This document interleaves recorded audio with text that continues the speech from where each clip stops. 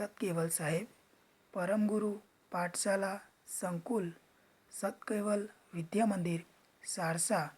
હું ઉમેશચંદ્ર આર વાઘેલા, ધોરણ 6, વિષય વિજ્ઞાન અને ટેકનોલોજી, યુનિટ નંબર 9, સજીવો અને તેમના લક્ષણો અને નિવાસસ્થાન, જેમાં ભાગ 1, ટોપિક સજીવો અને તેમને રહેવાની આસપાસની જગ્યા, નિવાસસ્થાન અને અનુકૂલન. વિદ્યાર્થી મિત્રો, હું ઉમેશચંદ્ર આર વાઘેલા આપ સર્વે વિદ્યાર્થીઓનું આ ઓનલાઈન શિક્ષણ પદ્ધતિમાં સ્વાગત કરું છું.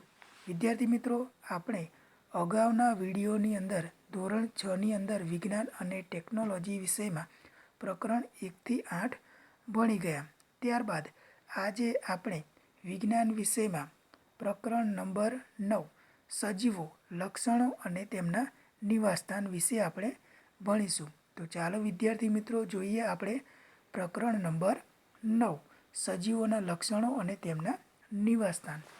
અહીં પહેલી અને બુઝો વેકેશનમાં ઘણી રસપ્રદ જગ્યાઓની મુલાકાતે ગયા અને આવી જ એક સફરમાં તેઓ ઋષિકેશમાં ગંગા નદી પર ગયા.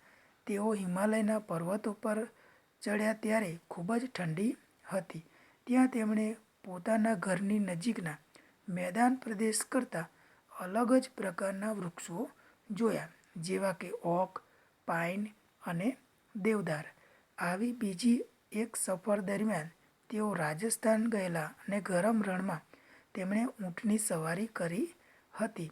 અંતે તેઓ જગન્નાથપુરી ગયા અને દરિયા કિનારાની મુલાકાત લીધી, જ્યાં ટપકાયુક્ત સરુના વૃક્ષો પણ જોયા. જ્યારે સફર દરમિયાન કરેલા આનંદને તેઓ યાદ કરતા હતા ત્યારે તેમને વિચાર આવ્યો કે આ બધી જગ્યાઓ એકબીજાથી ખૂબ જ અલગ હતી.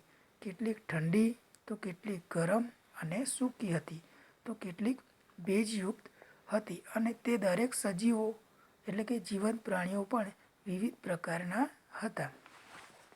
તો વિદ્યાર્થી મિત્રો, અહીં પ્રકરણની અંદર પહેલી અને બુઝો જે જુદા જુદા સ્થળની મુલાકાત લેવા જાય છે, એટલે કે ફરવા માટે જાય છે અને તેમણે ઋષિકેશ એટલે કે ગંગા નદી પર હિમાલયના પર્વતો ઉપર ચડ્યા. પછી તેમના ઘરની આજુબાજુ મેદાન પ્રદેશોમાં પણ તેઓ મુલાકાત લીધી. આ ઉપરાંત રાજસ્થાન અને જગન્નાથપુરી જેવા રણપ્રદેશ અને દરિયા કિનારાના વિસ્તારોની પણ તેમણે આવા જુદા જુદા પ્રદેશની મુલાકાત લીધી અને આ બધા જ પ્રદેશોમાં વસતા પ્રાણીઓ અને જોવા મળતી વનસ્પતિ વિશે તેમણે વિચાર્યું કે આ બધા જુદા જુદા પ્રદેશની અંદર પ્રાણીઓ જુદા જુદા અને જુદી જુદી વનસ્પતિઓ જુદા જુદા પ્રકારની જોવા મળે છે. જે પ્રકારની વનસ્પતિ તેમના ઘરની આજુબાજુ મેદાન પ્રદેશમાં જોવા મળે છે, તેવા પ્રકારની વનસ્પતિ આ જે પર્વતીય પ્રદેશ, રાજસ્થાન જેવા રણ પ્રદેશ, દરિયા કિનારાના વિસ્તારો જેવા પ્રદેશોમાં, આ ઉપરાંત હિમાલય જેવા બરફ આચ્છાદિત પ્રદેશ એટલે કે ધ્રુવ પ્રદેશ જેવા પ્રદેશો ઉપર આ જે બરફ આચ્છાદિત વિસ્તાર છે તે વિસ્તારની અંદર તેના ઘરની આજુબાજુ જે વૃક્ષો જોવા મળે છે અને વનસ્પતિ જોવા મળે છે, તેના કરતાં આ જે બધા પ્રદેશ છે તેમાં જોવા મળતી જે વનસ્પતિ છે તે જુદા જ પ્રકારની હતી. ત્યાર પછી આગળ તેઓએ પૃથ્વી પરના એવા સ્થળ વિશે વિચારવાનું નક્કી કર્યું કે જ્યાં કોઈ પણ જીવંત સજીવો ન હોય. એટલે કે તેમના મનમાં એ વિચાર આવ્યો કે પૃથ્વી પર એવું કોઈ સ્થળ હશે કે જ્યાં કોઈ પણ સજીવ ન હોય. બુઝોએ તેના ઘરની નજીક આવા સ્થળ વિશે વિચાર્યું અને ઘરની અંદર પણ તેણે કબાટ જોવાની કોશિશ કરી, પરંતુ તેને ખ્યાલ આવ્યો કે ત્યાં કોઈ સજીવો નહીં હોય. પરંતુ કબાટ ખોલતા જ તેમાં એક નાનો કરોળિયો જોવા મળ્યો. એટલે જે તેના મનમાં શંકા હતી કે આ કબાટની અંદર જે સજીવો છે તે નહીં હોય, પરંતુ કરોળિયાને જોતાં તેના મનમાં થયું કે આ કબાટની અંદર પણ સજીવો રહી શકે છે. પણ તે કબાટ ખોલતા તેમાં કરોળિયો જોવા મળ્યો. ત્યારબાદ ઘરની બહાર પણ તેણે એવું કોઈ સ્થળ ન દેખાયું કે જ્યાં એ વિચારતો હતો કે તે પ્રમાણે બીજા પ્રકારના સજીવો ન હોય. એટલે કે આ ઉપરાંત તેણે ઘણી બધી જગ્યાઓ તેણે મનમાં વિચાર્યું હતું કે આ જગ્યાએ સજીવો જોવા નહીં મળે, પરંતુ ત્યાં પણ તે સજીવોનું એટલે કે અમુક પ્રકારના સજીવોનું અસ્તિત્વ ત્યાં જોવા મળ્યું. એટલે આ ઉપરથી કહી શકાય કે એવી કોઈ જગ્યા નથી કે જ્યાં સજીવો રહી ન શકે. પહેલીએ ત્યાર પછી અહીં આકૃતિ 9.1 દર્શાવેલી છે અને પહેલીએ દૂરના સ્થળો વિશે વાંચવાનું અને વિચારવાનું શરૂ કર્યું અને તેમણે વાંચ્યું કે લોકોને જ્વાળામુખીના મુખમાં પણ સૂક્ષ્મજીવો જોવા મળ્યા છે. એટલે કે જ્યાં જ્વાળામુખી ફાટી નીકળે છે તે જગ્યાએ પણ સૂક્ષ્મજીવોની હાજરી જોવા મળી છે. ત્યાર પછી આગળ કે અહીં જે ચિત્રમાં તમે જોઈ શકો છો કે સજીવો માટેની શોધખોળ. તો અહીં જે ચિત્રમાં તમે જોઈ શકો છો કે જુદા જુદા પ્રકારના સજીવો આ ચિત્રોમાં જોઈ શકો છો, જેમાં ઝાડની આજુબાજુ ઉડતા પક્ષીઓ, ઝાડની નીચે બેઠેલા બે વિદ્યાર્થીઓ જેમાં એક છોકરો અને એક છોકરી, ત્યાર પછી એક ઝાડ આપેલું છે જે પણ સજીવ છે. ત્યાર પછી જે બાળકો છે તેમની પાછળ રહેલું ઘેટું અને આગળ રહેલું ઘેટું. ત્યાર પછી જે બાળકો બેઠા છે તેમની નીચે રહેલું ઘાસ. ત્યાર પછી ઘાસ ઉપર ઉડતા પતંગિયા. ત્યાર પછી જે પાછળની તરફ ખાબોચિયાની આજુબાજુ એટલે કે ખાબોચિયાની અંદર જે તેમાં ઝાંખી માછલીઓ જોવા મળે છે તે. ત્યાર પછી જે બળદોને હંકારતો જે માણસ છે તે. ત્યારબાદ સૌથી પાછળના ભાગમાં ઘણા બધા વૃક્ષો જોવા મળે છે. તો આ રીતે આ ચિત્રની અંદર ઘણા બધા સજીવો જોવા મળે છે. ત્યાર પછી આગળ સજીવો અને તેમની રહેવાની આસપાસની જગ્યા. હવે પહેલી અને બુઝોને તેમણે મુલાકાત લીધેલા સ્થળોમાં રહેલા વિવિધ પ્રકારના પ્રાણીઓ વિશે બીજો પણ એક વિચાર આવ્યો કે રણમાં ઊંટ હોય છે, જ્યારે પર્વતો ઉપર બકરીઓ અને યાક હોય છે. પૂરીમાં બીજા કેટલાક જેમ કે દરિયા કિનારે કરચલા અને માછીમારો દ્વારા પકડવામાં આવતી વિવિધ માછલીઓ અને કીડીઓ જેવા સજીવો પણ હતા, જે આ બધા જ સ્થળોએ જોવા મળ્યા. એક પ્રદેશમાં જોવા મળતી વનસ્પતિ કરતાં બીજા વિસ્તારમાં જોવા મળતી વનસ્પતિઓ ખૂબ જ અલગ હતી. એટલે કે આ જે જુદા જુદા પ્રદેશમાં તેઓ ગયા ત્યાં તેમણે જુદા જુદા પ્રકારના પ્રાણીઓ જોયા. જેવી રીતે કે અહીં આપેલું છે કે તેઓએ રણમાં ગયા ત્યારે તેમણે ઊંટ જોયું અને તેની પર બેસી અને સવારી કરી. ત્યાર પછી પર્વતો વિસ્તાર હતો પર્વતોવાળો, ત્યાં બકરીઓ અને યાક જેવા પ્રાણીઓ જોયા. ત્યાર પછી જે પુરી જેવા કેટલાક દરિયા કિનારાના વિસ્તારમાં તેમણે કરચલા અને માછીમારો દ્વારા પકડવામાં આવેલી જુદા જુદા પ્રકારની માછલીઓ તેમણે જોઈ. અને પછી કીડીઓ જેવા કેટલાક સજીવો જોયા જે તેમના આસપાસના સ્થળોએ જોવા મળતા હતા. અને એક પ્રદેશમાં જોવા મળતી વનસ્પતિ કરતાં બીજા વિસ્તારમાં જોવા મળતી વનસ્પતિઓ ખૂબ જ અલગ હતી, એટલે કે જુદી જુદી હતી. આ જુદા જુદા વિસ્તારના સ્થળો કેવા હતા અને શું તેઓ સમાન હતા? તો અહીં તેના માટે એ પ્રશ્નનો જવાબ મેળવવા માટે આપણે જોઈએ પ્રવૃત્તિ નંબર 1. ચાલો જંગલથી શરૂઆત કરીએ અને ત્યાં જોવા મળતી વનસ્પતિ, પ્રાણીઓ અને વસ્તુઓ વિશે વિચારીએ. એટલે કે જે જુદા જુદા પ્રકારના વિસ્તારો છે તેના વિશે આપણે વધુ શીખીએ. અને જે જુદા જુદા પ્રદેશમાં અને વિસ્તારોમાં જુદી જુદી વનસ્પતિ અને પ્રાણીઓ આપણને જોવા મળે છે તેના વિશે શીખીએ. હવે જંગલથી શરૂઆત કરીએ અને ત્યાં જોવા મળતી વનસ્પતિ, પ્રાણીઓ અને વસ્તુઓ વિશે વિચારો. હવે કોષ્ટક 9.1ની કોલમ 1માં તેની યાદી તૈયાર કરો અને કોષ્ટકમાં દર્શાવેલ અન્ય વિસ્તારોમાં જોવા મળતી વસ્તુઓ, પ્રાણીઓ અને વનસ્પતિઓની યાદી તૈયાર કરો. કોષ્ટક 9.1ને ભરવા માટે આખા પ્રકરણમાં દર્શાવેલા જુદી જુદી જગ્યાએ જોવા મળતા ઉદાહરણો એકઠા કરી શકો છો. તમારા મિત્રો, માતા પિતા અને શિક્ષકો સાથે વધુ ઉદાહરણ વિશે ચર્ચા કરો અને તમે વિવિધ વિસ્તારના પ્રાણીઓ, વનસ્પતિઓ તથા ખનિજ તત્વો વિશે પુસ્તકાલયમાંથી ઘણા બધા રસપ્રદ પુસ્તકો મેળવી શકો છો. તો વિદ્યાર્થી મિત્રો, અહીં તમને એક કોષ્ટક આપેલો છે જે અહીં જોવા મળે છે, એટલે 9.1 અને વિવિધ વિસ્તારોમાં જોવા મળતા પ્રાણીઓ, વનસ્પતિઓ અને અન્ય પદાર્થો અહીં જંગલમાં, પર્વત પર, રણ પ્રદેશમાં, દરિયામાં અને બીજી કોઈ જગ્યાએ જોવા મળતા જુદા જુદા પ્રકારના પ્રાણીઓ, વનસ્પતિઓ અને અન્ય વસ્તુઓ જે તમારે અહીં નોંધવાની છે. પરંતુ આ જે કોષ્ટક છે તે તમારે પાઠ પૂર્ણ થાય ત્યાર પછી અંતમાં લખવાની છે બધી વિગત, જેથી કરીને આમાં વધુને વધુ ઉદાહરણ તમને મળી શકે. ત્યાર પછી આગળ જોઈએ.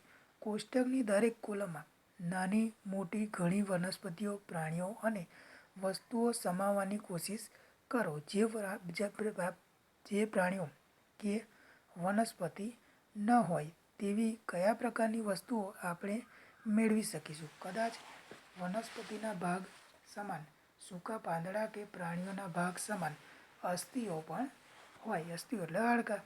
આપણને વિવિધ પ્રકારની માટી અને કાંકરા પણ મળી શકે છે. પ્રકરણ 5માં ચર્ચા કર્યા મુજબ દરિયાના પાણીમાં પણ દ્રાવ્ય ક્ષારો હોય છે અને તેમાં બીજા પદાર્થો પણ હોઈ શકે. આપણે પ્રકરણ 5માં પદાર્થોના અલગીકરણમાં જોયું કે જે દરિયાના પાણીમાં, ખારા પાણીમાં જે મીઠું છે તે મેળવવા માટે જે બાષ્પીભવન પદ્ધતિ છે તેના દ્વારા આપણે તેમાં રહેલા ક્ષાર આપણે મેળવીએ છીએ અને તે રીતે બાષ્પીભવન પદ્ધતિ દ્વારા આપણે મીઠું પાછું મેળવી શકીએ છીએ. ત્યાર પછી જેમ જેમ પ્રકરણમાં આગળ વધીએ તેમ તેમ કોષ્ટક 9.1માં નવા ઉદાહરણ ઉમેરતા જાઓ. તો અહીં જે જંગલ વિસ્તાર છે તેમાં જોવા મળતા પ્રાણીઓ વાઘ, સિંહ, ચિત્તો, દીપડો જેવા પ્રાણીઓ જોવા મળે છે. ત્યાર પછી પર્વત પર તો જંગલી બકરીઓ, યાક જેવા પ્રાણીઓ. ત્યાર પછી રણ પ્રદેશમાં ઊંટ, ગધેડો જેવા પ્રાણીઓ. ત્યાર પછી દરિયામાં તમે ઘણા બધા દરિયાઈ જીવો જોઈ શકો છો. માછલી, કાચબો, ડોલ્ફિન, આ ઉપરાંત જે જેલીફિશ છે, સ્ટારફિશ છે જેવી માછલીઓ જુદા જુદા પ્રકારની જોઈ શકો છો. અને દરિયાઈ સાપ પણ તમે દરિયાની અંદર કોઈ સમયે તમે ટીવીની અંદર જોયું હશે. ત્યારબાદ પછી જે બીજા કોઈ એટલે કે અન્ય કોઈ વસ્તુ તમને આ જુદા જુદા પ્રદેશોમાં જોવા મળે તે પણ તમે અહીં નોંધી શકો છો. ત્યાર પછી આગળ જેમ જેમ આપણે વિવિધ રસપ્રદ સ્થળોની મુલાકાત લઈશું તેમ તેમ કોષ્ટક વિશે વધુ ચર્ચા કરીશું. ત્યાર પછી જે આપણો આગળનો ટોપિક છે તે છે નિવાસસ્થાન અને અનુકૂલન. નિવાસસ્થાન એટલે કે નિવાસ એટલે રહેવું અને સ્થાન જે સ્થાન ઉપર પ્રાણીઓ, વનસ્પતિઓનો વસવાટ હોય તેને નિવાસસ્થાન કહેવાય. અને અનુકૂલન એટલે કે જે પ્રાણીઓ છે, વનસ્પતિઓ છે તે કોઈ સ્થળ ઉપર અનુકૂલન સાધીને રહેતા હોય તેવી જગ્યા એટલે નિવાસસ્થાન. હવે તેના વિશે આપણે વધુ માહિતી મેળવીએ. હવે પ્રવૃત્તિ 1માં યાદી કરેલા પ્રાણીઓમાં તથા વનસ્પતિમાં તમે શું નોંધ્યું? તમે તેમાં વિશાળ વિવિધતા જોઈ. કોષ્ટક 9.1માં તમે રણની કોલમ તથા દરિયાની કોલમમાં શું લખ્યું તે જો. તો જે રણ વિસ્તાર છે તે એકદમ સૂકો વિસ્તાર અને ગરમ વિસ્તાર હોય છે, જ્યારે દરિયા કિનારાનો વિસ્તાર હોય છે તે ભેજવાળું વાતાવરણ ત્યાં જોવા મળે છે. શું આ બે કોલમમાં તમે ખૂબ જ અલગ પ્રકારના સજીવો નોંધ્યા? તો કે હા, રણ વિસ્તારની અંદર ઊંટ અને ગધેડા જેવા જે પ્રાણીઓ છે તે જોવા મળે છે, જ્યારે દરિયા કિનારાની અંદર દરિયાઈ જીવો, માછલી, ડોલ્ફિન, શાર્ક જેવી મોટી માછલીઓ, આ ઉપરાંત કાચબા, સાપ જેવા પ્રાણીઓ પણ જોવા મળે છે. ત્યાર પછી અહીં 2 કોલમમાં તમે ખૂબ જ અલગ અલગ પ્રકારના સજીવો નોંધ્યા છે. આ 2 વિસ્તારમાં આસપાસના સ્થળો કેવા હશે તો તેના વિશે વધુ માહિતી આપણે મેળવીએ કે દરિયામાં વનસ્પતિ અને પ્રાણીઓ ક્ષારયુક્ત એટલે કે ખારા પાણીથી ઘેરાયેલા હોય છે. એટલે કે તમે જાણો છો કે જે દરિયાનું પાણી હોય છે તે ખારું પાણી હોય છે અને તે પીવામાં ઉપયોગી નથી. હવે તેમાંના મોટાભાગના પાણીમાં ઓગળેલી હવાનો ઉપયોગ કરે છે. એટલે કે જે દરિયાઈ જીવો છે તે પાણીમાં ઓગળેલ ઓક્સિજનનો ઉપયોગ કરે છે. ત્યાર પછી જે રણ પ્રદેશ છે તે રણ પ્રદેશમાં ખૂબ જ ઓછું પાણી હોય છે અને તેમાં રણમાં દિવસના સમયમાં ખૂબ જ ગરમી અને રાત્રિ દરમિયાન ખૂબ જ ઠંડી હોય છે.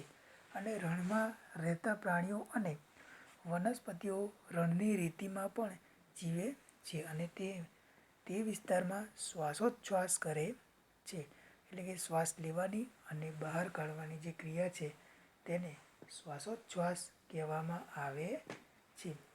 ત્યાર પછી દરિયો અને રણ બંને ખૂબ જ જુદા વિસ્તારો છે. આપણે આ બંને વિસ્તારોમાં ખૂબ જ અલગ પ્રાણીઓ જોવા મળે છે ખરું ને. ચાલો દરિયા અને રણમાં 2 અલગ અલગ પ્રકારના જે પ્રાણીઓ છે તે ઊંટ અને માછલી વિશે જોઈએ. તો વિદ્યાર્થી મિત્રો, અહીં જે ઊંટ હોય છે તેને રણનું વહાણ કહેવામાં આવે છે. શા માટે? તો જે ઊંટ છે તેના પગની રચના તમે જોશો તો તેના પગ લાંબા હોય છે. જે લાંબા પગ ઊંટને રણમાં દોડવા માટે મદદરૂપ થાય છે. આ ઉપરાંત જે ઊંટ હોય છે તેના પગના તળિયે ગાદી જેવો ભાગ આવેલો છે જે રણની અંદર રેતીની અંદર ચાલતી વખતે તેના પગ રેતીની અંદર ખૂંપી જતા નથી, એટલે કે નીચે ઉતરી જતા નથી. આ ઉપરાંત તેની શરીર રચના કે જેમાં આંખ અને નાકની અંદર જે બહારની ધૂળની ડમરીઓ રેતીની ડમરીઓ તેની આંખ અને નાકમાં ન પેસે એટલે તેની આંખ ઉપર વાળની રચના અને નાકની આજુબાજુ જે ખૂબ જ ચીકણો અને ભીનો પદાર્થ આવેલો હોય છે. ત્યાર પછી તેના પીઠ પર એક મોટી ખૂંદ આવેલી હોય છે. જ્યારે તેને પાણી પર પીવાનું મળે છે ત્યારે ખૂબ જ વધુ પ્રમાણમાં પાણી પી લે છે, જેથી કરીને તે લાંબા સમય સુધી પાણી વગર પણ ચલાવી શકે છે. અને જ્યારે તે વધુ પાણી પીવે છે ત્યારે વધારાના પાણીનો તેની ખૂંદમાં ચરબી સ્વરૂપે સંગ્રહ કરે છે અને જ્યારે તેને આ પાણીની જરૂર પડે છે ત્યારે તેનો ઉપયોગ કરે છે. ત્યાર પછી આગળ કે ઊંટના શરીરની રચના તેને રણની પરિસ્થિતિમાં ટકી રહેવામાં મદદ કરે છે. અહીં ચિત્રની અંદર તમે ઊંટનું ચિત્ર જોઈ શકો છો. ત્યાર પછી જે વિવિધ પ્રકારની માછલીઓ જે દરિયાઈ વિસ્તારની અંદર જોવા મળે છે તેનું ચિત્ર પણ તમે જોઈ શકો છો. ત્યાર પછી ઊંટને લાંબા પગ હોય છે જે તેના શરીરને રણની રેતીની ગરમીથી પણ દૂર રાખે છે. તેઓ ખૂબ જ ઓછી માત્રામાં મૂત્રનો ત્યાગ કરે છે અને તેમનો મળ સૂકો હોય છે અને તેઓને પરસેવો થતો નથી. ઊંટ ખૂબ જ ઓછા પ્રમાણમાં મૂત્રનો ત્યાગ કરતા હોવાથી તેઓ પાણી વગર ઘણા દિવસો સુધી જીવી શકે છે. તો અહીં જે રણ પ્રદેશમાં ઊંટ જોવા મળે છે તેને રહેવા માટેના આ જે જુદા જુદા પ્રકારના અનુકૂલનો છે. ત્યાર પછી જે આપણું બીજું પ્રાણી છે તે છે માછલી. તો ચાલો વિવિધ પ્રકારની માછલીઓને જોઈએ જે તેમાંની કેટલીક આકૃતિ 9.3માં દર્શાવેલી છે. જે અહીં ચિત્રમાં તમે જોઈ શકો છો કે જુદા જુદા પ્રકારની રંગીન માછલીઓ તમે પણ માછલીઘર જ્યાં જોવા મળે ત્યાં પણ તમે આવી રંગીન માછલીઓ જોઈ હશે. માછલીઓ વિવિધ પ્રકારની હોય છે પણ તમે એ જોયું છે કે તે દરેકમાં આકારની બાબતમાં સમાનતા રહેલી છે. એટલે કે માછલીનો જે આકાર છે નવતલ આકાર, જે આગળથી સાંકડો અને પાછળથી સાંકડો અને વચ્ચેથી પહોળો એટલે કે નાવડી જેવો આકાર. અહીં દર્શાવેલી તમામ માછલીઓને પ્રકરણ 8માં ચર્ચા કર્યા મુજબ ધારારેખીય આકાર હોય છે. ધારારેખીય આકાર એટલે જે એક રેખા જેવો સાઈડમાંથી જોતા એક સીધી પટ્ટી હોય તેવો દેખાય, પરંતુ આગળથી સાંકડો, પછી વચ્ચેથી પહોળો અને પાછળથી સાંકડો હોય છે. ત્યાર પછી જે પાણીની અંદર હલનચલન કરવામાં અને આકાર જે તેને મદદરૂપ થાય છે. ત્યાર પછી જે તેના શરીર હોય છે તેની ઉપર ચીકણા ભીંગડા હોય છે, જેમાં તે ચીકણા ભીંગડા અન્ય જે શિકારી પ્રાણીઓ હોય તેમનાથી તેમનું રક્ષણ કરે છે, અને આ ઉપરાંત પાણીની અંદર હલનચલન કરવામાં પણ આ આકાર મદદરૂપ થાય છે. ત્યાર પછી માછલીના શરીર ઉપર ચીકણા ભીંગડા હોય છે, અને પ્રકરણ 8માં જોયું તે મુજબ માછલીઓને ચપટા મીનપક્ષ અને પૂંછડી હોય છે. મીનપક્ષ એટલે પાંખો એક પ્રકારની નાની નાની, અને પૂંછડી, જે પૂંછડી તેમને દિશા બદલવા માટે તથા પાણીમાં સંતુલન રાખવામાં મદદરૂપ થાય છે. ત્યાર પછી તેમના શરીર ઉપર ઝાલરફાટ આવેલી હોય છે, અને તેની અંદર ચૂઈ આવેલી હોય છે, જેના દ્વારા તેઓ પાણીમાં ઓગળેલ ઓક્સિજનનો ઉપયોગ કરે છે. એટલે કે ચૂઈ ઝાલરફાટની અંદર આવેલી હોય છે, અને તેના દ્વારા તે ઓક્સિજનનો ઉપયોગ કરે છે. આપણે જોયું કે માછલીની વિશેષતાઓ તેને પાણીમાં જીવવા માટે અને ઊંટની વિશેષતા તેને રણમાં ટકી રહેવા માટે ઉપયોગી છે. ત્યાર પછી આગળ જોઈએ તો પૃથ્વી પર જીવન જીવતા પુષ્કળ વૈવિધ્ય ધરાવતા પ્રાણીઓ અને વનસ્પતિઓમાંથી આપણે ફક્ત 2 પ્રાણીઓ જ ઉદાહરણ તરીકે લીધા, અને આ તમામ વિવિધ પ્રકારના સજીવોમાં આપણે એ જોવા મળે છે કે દરેક જે વિસ્તારમાં જોવા મળતા હોય ત્યાંનું કોઈ લક્ષણ ધરાવતા હોય છે, અને આવા ચોક્કસ લક્ષણો કે આદતોની હાજરીના લીધે સજીવોને તેમના વિસ્તારમાં કુદરતી રીતે જીવવામાં મદદરૂપ થાય છે. એટલે કે જે પ્રાણીઓ અને વનસ્પતિઓ જે વિસ્તારમાં રહેતા હોય તેમાંનું, એટલે કે તે વિસ્તારનું કોઈનું કોઈ લક્ષણ તેઓ ધરાવતા હોય છે, અને જેના લીધે જ તેઓ તે પ્રદેશની અંદર વ્યવસ્થિત રીતે એટલે કે અનુકૂલન સાધીને તેઓ રહી શકે છે. તેને અનુકૂલન કહે છે. વિવિધ પ્રાણીઓ પોતાના વિસ્તારને વિવિધ રીતે અનુકૂલિત થયેલા હોય છે. આના કારણે જ માછલી પાણીની બહાર અને ઊંટ દરિયાની અંદર જીવી શકતા નથી. એટલે કે માછલીને જો પાણીની બહાર કાઢવામાં આવે તો તે તરફડીને મરી જાય છે, કારણ કે તે હવાની અંદરથી એટલે કે બહારથી સીધો ઓક્સિજનનો ઉપયોગ કરી શકતી નથી. તેને માત્ર પાણીમાં ઓગળેલા ઓક્સિજનની જરૂર પડે છે. એટલા માટે જ્યારે જે ઊંટ છે તેને દરિયાની અંદર લઈ જવામાં આવે તો પણ તે જીવી શકતું નથી, કારણ કે જે ઊંટ છે તે બહારથી શ્વાસ લે છે, પાણીમાંથી નહીં. તેટલા માટે જે ઊંટ છે તે દરિયાની અંદર જીવી શકતું નથી. ત્યાર પછી જે વિસ્તારમાં પ્રાણીઓ જીવન જીવતા હોય તેને તેનું નિવાસસ્થાન કહે છે. એટલે કે જે પ્રાણીઓ જે તે વિસ્તારમાં જીવન જીવતા હોય તેમને તેનું નિવાસસ્થાન કહે છે. નિવાસસ્થાન એટલે રહેવાની જગ્યા. સજીવો ખોરાક, પાણી, હવા, આશ્રય અને બીજી જરૂરિયાતો માટે નિવાસસ્થાન ઉપર નિર્ભર રહેતા હોય છે, અને વિવિધ પ્રકારની વનસ્પતિ અને પ્રાણીઓ સમાન નિવાસસ્થાનમાં રહેતા હોઈ શકે. એટલે કે અમુક પ્રકારના જે પ્રાણીઓ અને વનસ્પતિઓ હોય તે સરખા પ્રકારના નિવાસસ્થાનમાં પણ રહેતા હોઈ શકે છે. ત્યાર પછી અહીં તમે જોઈ શકો છો કે જમીન ઉપર રહેનારા પ્રાણીઓ અને વનસ્પતિઓને ભૂનિવાસમાં રહેલા છે એમ કહેવાય. ભૂ એટલે જમીન, અને તેમાં નિવાસ કરતા એટલે રહેતા એમ કહી શકાય.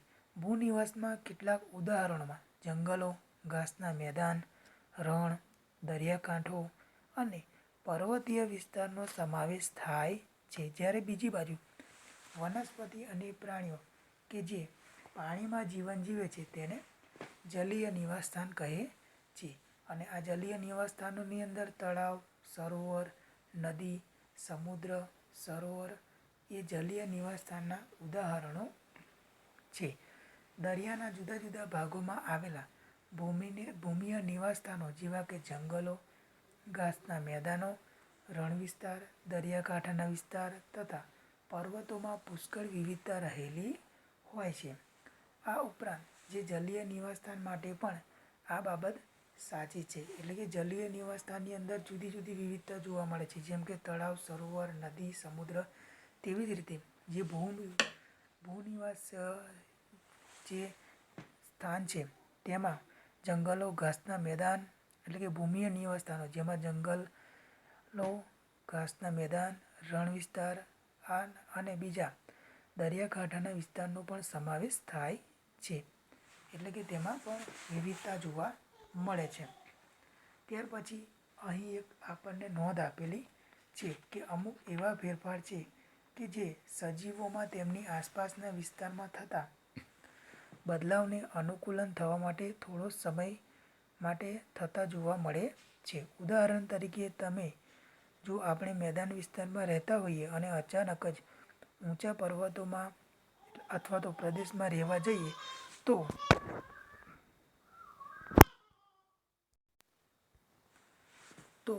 થોડા દિવસ માટે શ્વાસ લેવામાં તથા શારીરિક કસરતો કરવામાં તકલીફ પડી શકે છે. જ્યારે ઊંચા પર્વતો પર હોઈએ ત્યારે આપણે ઝડપી શ્વાસ લેવા પડે છે.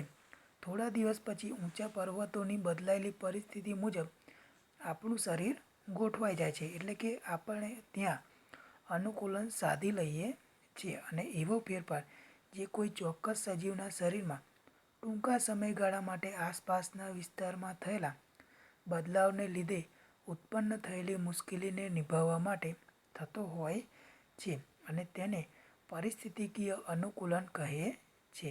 અને હજારો વર્ષો પછી થતા અનુકૂલન કરતાં આ ફેરફારો જુદા હોય છે. આ ઉપરાંત તમે જોશો કે તમે બીજા કોઈ નવા ઘેર રહેવા જતા હોય તો પણ શરૂઆતમાં તમને ઓછું ફાવશે. ત્યાર પછી તમે તેમાં બરાબર સેટ થઈ જશો.